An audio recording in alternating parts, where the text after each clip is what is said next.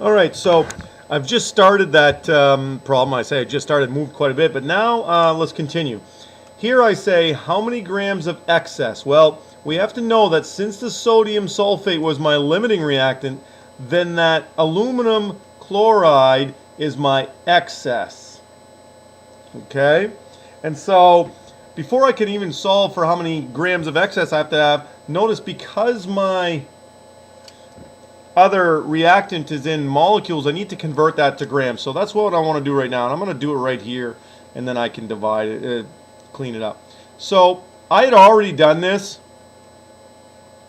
on the previous slide anyway.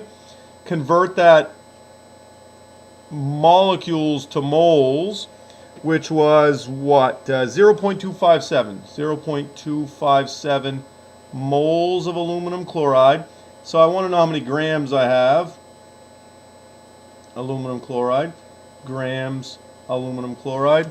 And somewhere on here I have that. Right here, it's at 133.5. So that gives me 34.3 grams of aluminum chloride. So I could have just said that as well. It's the same thing, okay? So we have 34.3 grams of aluminum chloride. Now, to figure out how much excess, I need to figure out how much I used. And the way that I do that is I say, well, if I got 37.1 grams of salt, then how many grams of aluminum chloride are going to make that same amount?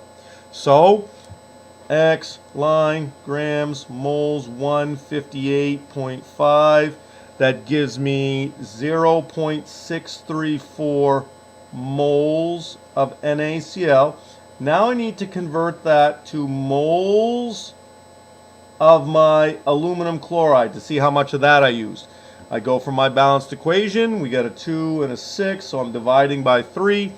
0.211 moles of AlCl3, X line, moles AlCl3, and grams, 133.5. And it says that I'm going to use 28.2 grams. Okay? That's how much I'm using. So, subtract 28.2 from the 34.3, I get 6.1 grams of AlCl3 is excess. Okay? And again, the way that we did that is figuring how much sodium chloride I make and how much I had that I used. Okay, so 6.1 grams. All right, let's move right along. The next question. And again, there's a lot to this question, obviously, but if you break it down, it's certainly understandable, hopefully. The next question is, how many liters of aluminum sulfate is produced? Well, I just need to know how many moles of my limiting reactant I have, which was 0.317 moles of my limiting reactant, which was my Na2SO4. And then I'm going to go ahead and convert that to aluminum sulfate.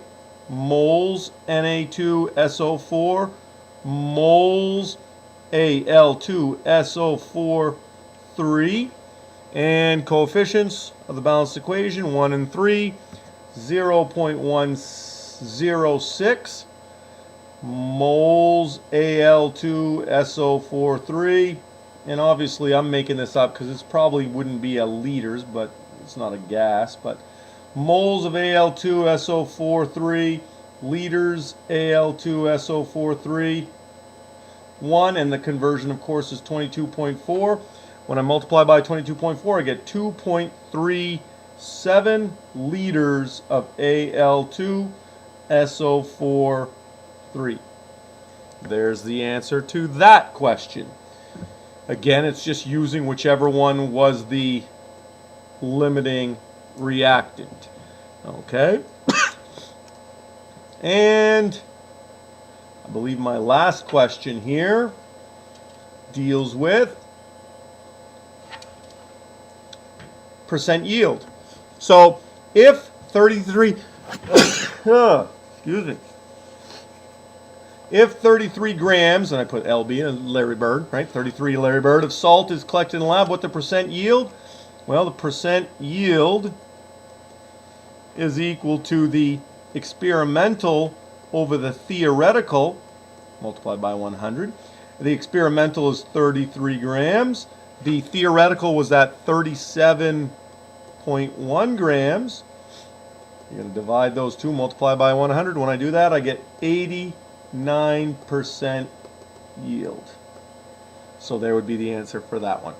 So I've answered all these questions. It took a little bit of time, certainly, but if you think about the flow and kind of where things are going, hopefully it becomes a little bit easier. All right, and that's stoichiometry.